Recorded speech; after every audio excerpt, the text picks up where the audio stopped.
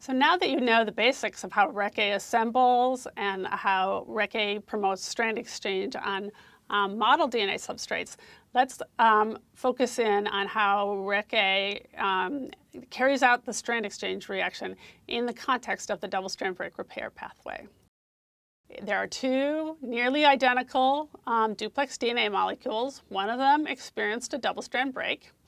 That double-strand break was processed by the REC-BCD enzyme to give regions of single-stranded DNA, and those regions of single-stranded DNA end in 3' ends in the middle. So they're called 3' single-stranded tails. So that's exactly the type of DNA that REC-A likes to assemble on. Remember, REC-A assembles in the 3' direction. So if REC-A monomers are getting on somewhere here, they'll continue to form a filament out to the end of this single-stranded 3' end. The same will happen on the other side. REC-A will coat that region of single-stranded DNA. And then REC-A is ready to do the strand invasion reaction. So the REC-A filament has prepared the DNA for looking for regions of complementary sequence. So these regions of DNA can invade the other non-broken duplex and start looking for regions of complementarity. It does this amazingly fast, actually, that it'll sample different places all along the DNA, and when it finds a region that is complementary to its own sequence, it'll start forming the base pairs and the DNA double helix. And so this intermediate is the strand exchange intermediate, where the first strand has invaded.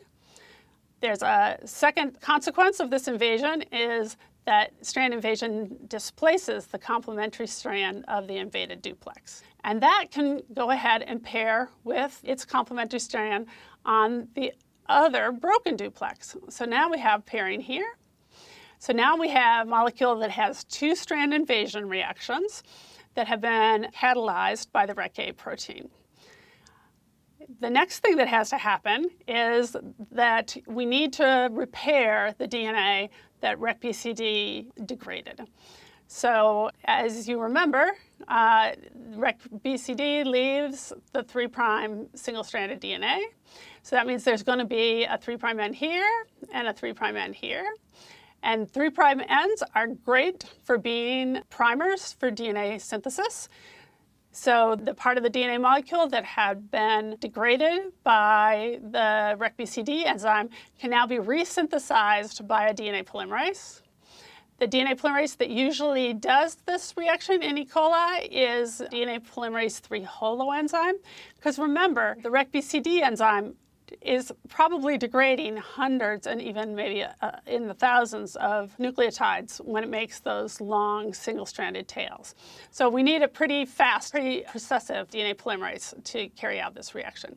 So those ends destroyed by the 3' end processing by the REC-BCD enzyme are now resynthesized using the unbroken DNA molecule as the template.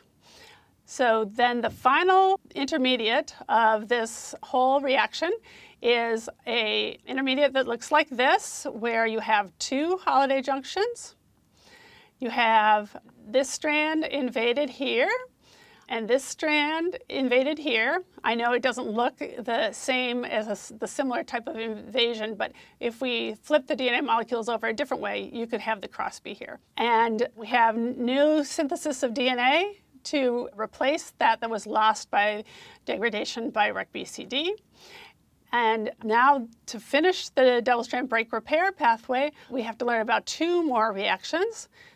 The reactions that move these DNA branches, called branch migration, and the enzymes that cleave these DNA branches, which are called the resolvases, which now finish the recombination to give you two separated duplex DNA molecules that are somewhat altered from what they started with, but are completely intact.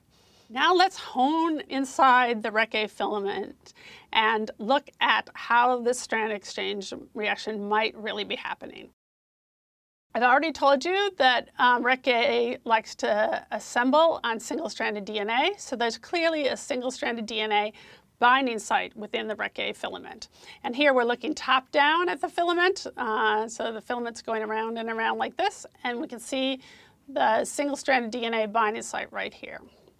Now, there's also an empty site that can be filled by DNA, and that's the duplex DNA binding site.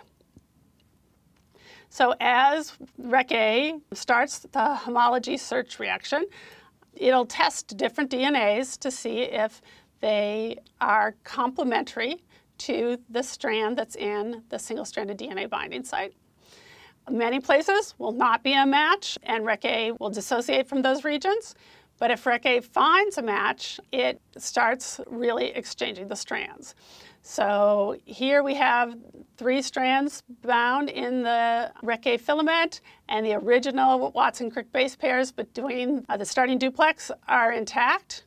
But when strand exchange occurs, because REC-A found a region, a complementary strand to itself, now the base pairs are going to switch. So these 2 strands are base paired, and this strand is kicked out of the filament. So in this manner, the REC-A protein really catalyzes the exchange of one DNA strand for another between these 2 DNA molecules.